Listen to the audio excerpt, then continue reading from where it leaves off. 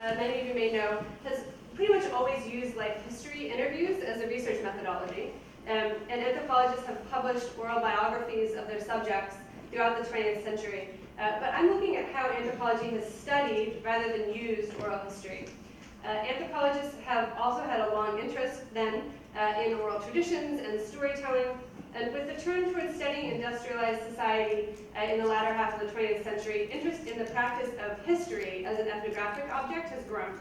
And so I'm primarily inspired in this work by two interrelated bodies of literature. The first is the Anthropology of Historical Production, building on the work of Michelle Rolfe-Trio, whose book, Silencing the Past, is a work of trying to understand how history works by examining the process of the production of specific historical narratives, starting with the production of sources.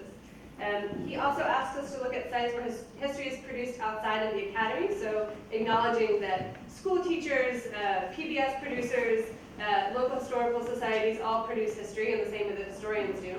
And an ethnography of oral history is clearly an important way to do this.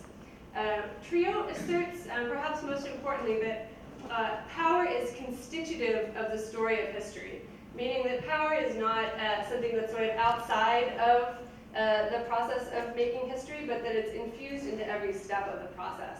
And so I find that useful in analyzing the cases that I'm looking at today.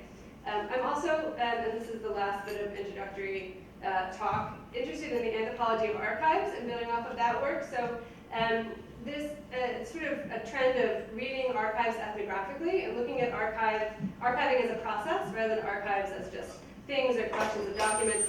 And that's primarily known through the work of Anne Stoller.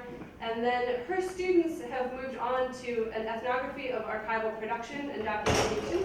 Penelope Papelius on the right here is one of those students who's really inspired me with her work, looking at different ways that history is produced in Greek society in the last 20 years and how power works in those contexts. So I'm doing an ethnography of oral history in the context of a complicated landscape of historical production to illuminate how history works in our world by looking at specific sources, the oral histories and the oral narratives, and how they're produced and circulated.